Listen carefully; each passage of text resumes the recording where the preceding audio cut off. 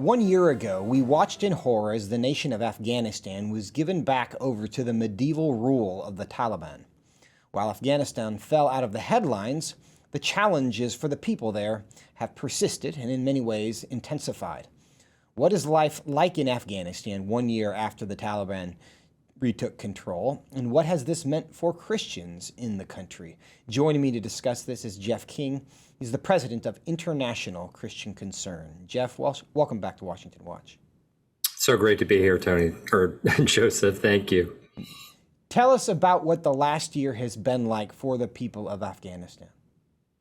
Yeah, well, Joseph, it's been an interesting ride. I mean, things were ramping up before the fall, and then there was the absolute crisis when everyone's trying to rush out the gate, through the gates and onto the air base and trying to get out, and then the bombs.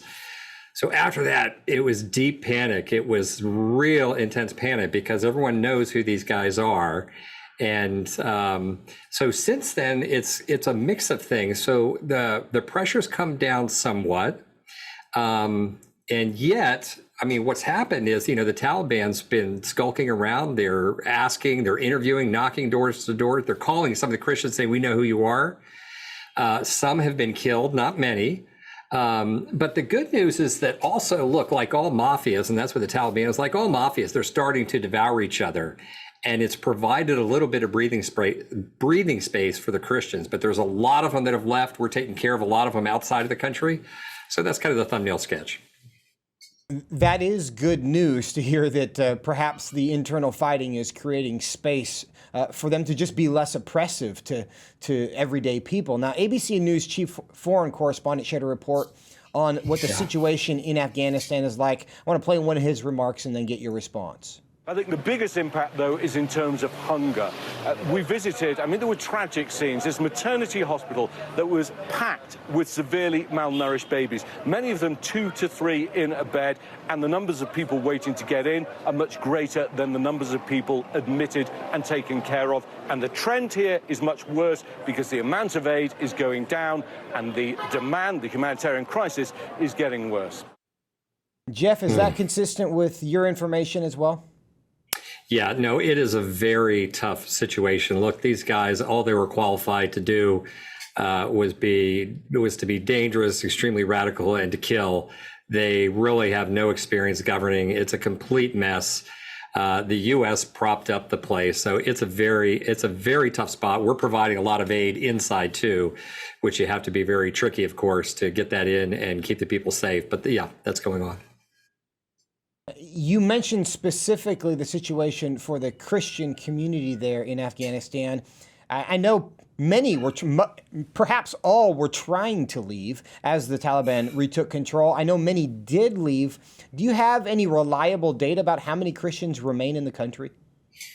Well, the majority remain in the country. So lots have left, but the majority remain. And it's interesting, Joseph, I've talked to a number of guys that have left, and we were probably 6 months before the fall, we were starting to pull people out. We were putting money in because we knew what was coming. And so any number of these leaders I've talked to, we've got them over here, and a number of them, honestly, they want to go back. They kind of left in a panic. The opportunity was there. The worst was assumed, but their heart's in Afghanistan and they want to get back.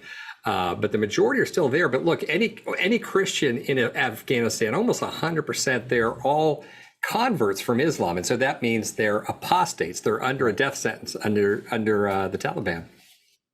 Now, when you say they want to go back, is that evidence that perhaps it's not as bad in the country as they feared it might be? Boy, that's a great question. I think the real evidence is the heart and the burden they feel for their brothers and sisters, for their calling, and just to make a difference, to be used by God in the place that they were given. Now, Jeff, you mentioned the fact that there's internal fighting within the Taliban. That's not necessarily surprising. There really is no honor among thieves, right?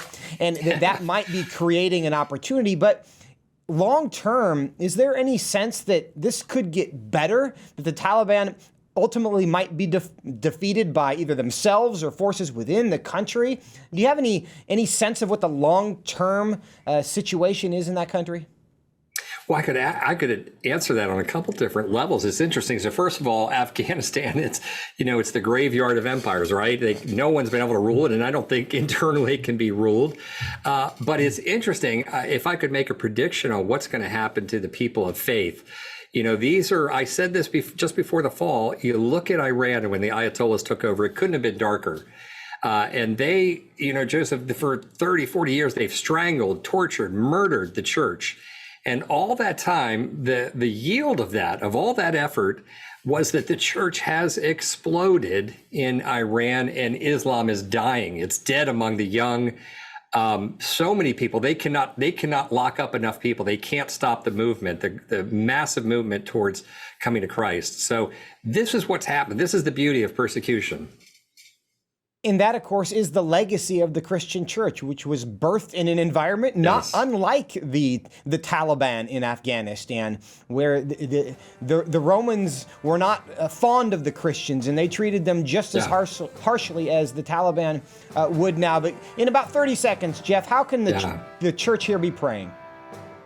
Well, I mean, first of all, for protection, but beyond that. So first of all, and if they can give to help their brother and sister, but pray for the boldness, for their hearts to be burdened by the lost around them. And that's a dangerous thing because it can cost them their life, but pray that the Lord would use them to bring light to the darkness.